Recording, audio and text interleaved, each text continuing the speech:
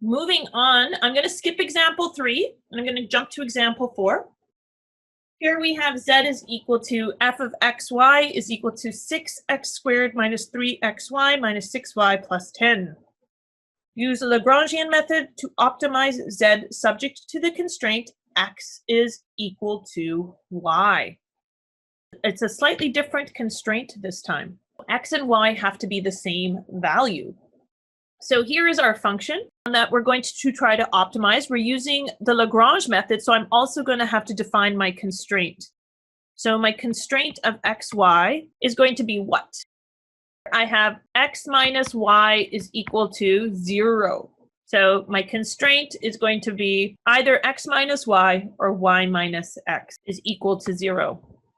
So now using my Lagrange approach, I'm going to set up my Lagrange equation. Lagrange xy and lambda is going to be equal to my f of xy plus lambda, the Lagrange multiplier, times m minus the constraint. So this is going to be f of xy is 6x squared minus 3xy minus 36y plus 10 plus lambda. And this is going to be 0 minus x plus y.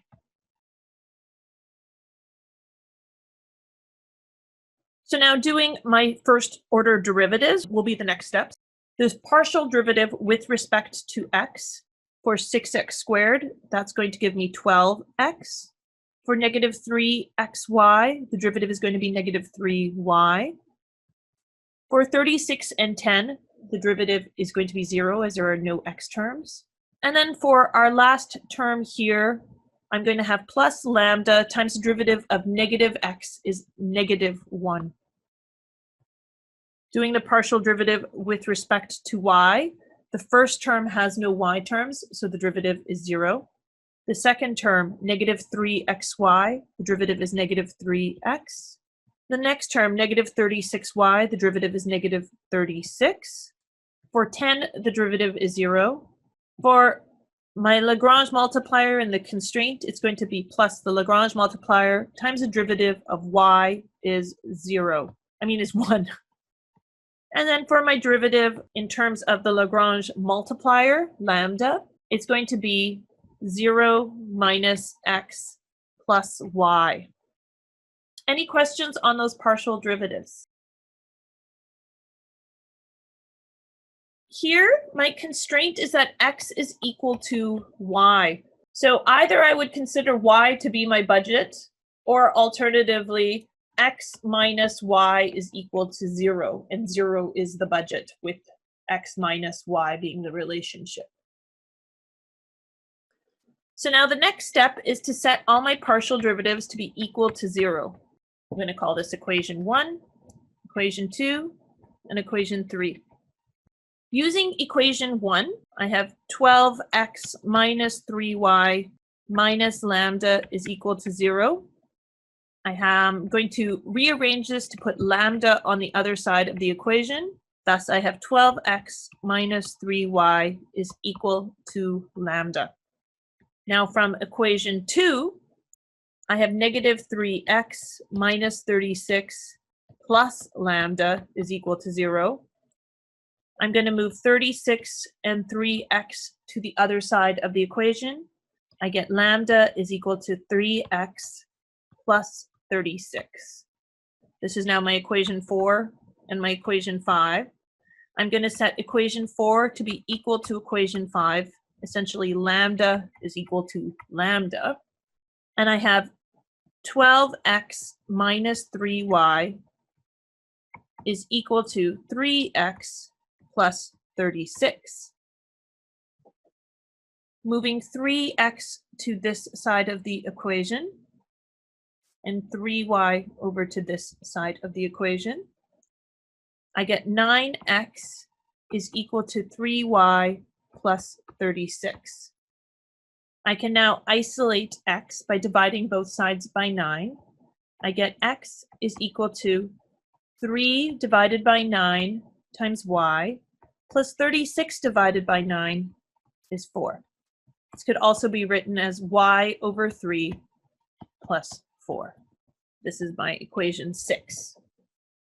Now I'm going to take equation 3, the third partial derivative I had, which is negative x plus y is equal to 0. And I'm going to sub in this relationship that I established between x and y from equation 6.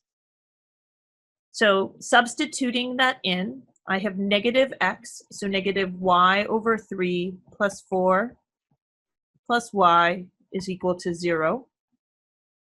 This gives me negative y over 3 minus 4 plus y is equal to 0.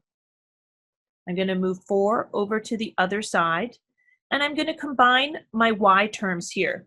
Let's remember that y is really 3 over 3y, and this is negative 1/3 y. So combining these terms, I have 2/3 y is equal to 4. Y is therefore going to be equal to 4 times 3/2, which will be 6. So that will be my optimal y value. Now let's solve for what the optimal x value is. Using our equation here, x is equal to y divided by 3 plus 4. So that's going to be 6 divided by 3 plus 4, or 2 plus 4. X will also be equal to 6. The associated z value, I take my original z equation. Z is equal to 6x squared minus 3xy minus 36y plus 10.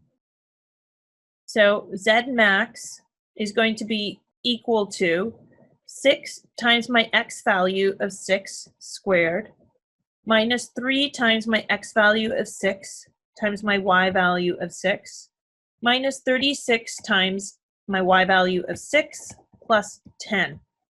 And this gives me negative 98 for my z value. Now, I'm going to pull up the graph for this.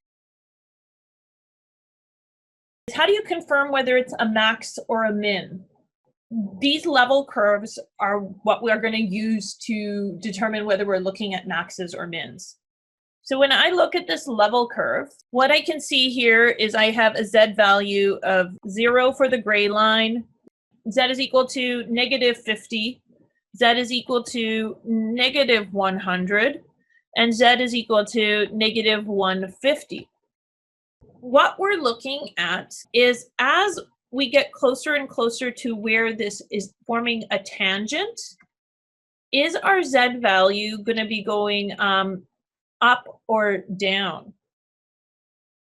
So our z value that we got was negative 98. That's really close to this blue line, which is why it looks like it's a tangent line right now.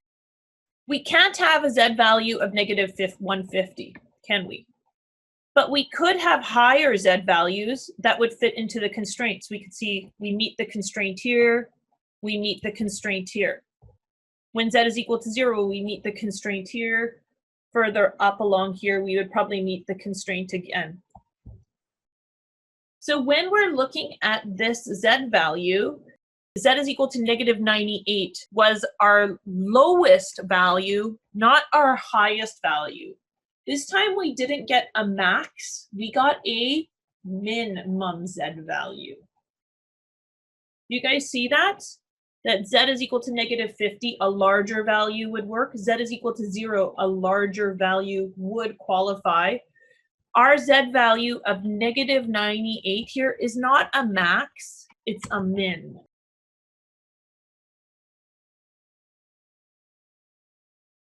So this red line is my constraint line. And our constraint is that y has to be equal to x. So I can see that there would be points on this gray line where y is equal to x.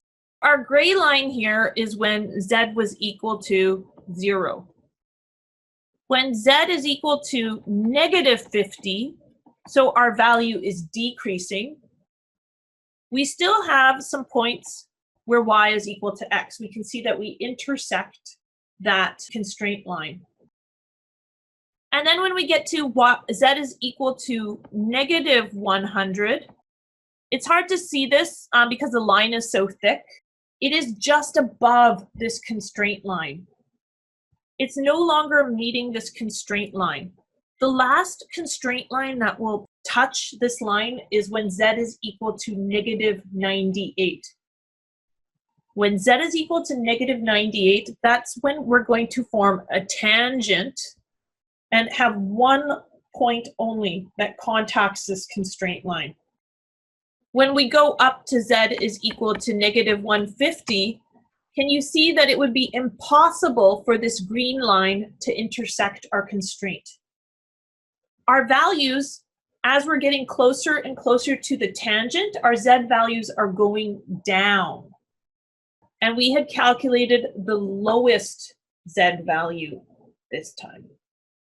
So that's how we can interpret these level curves.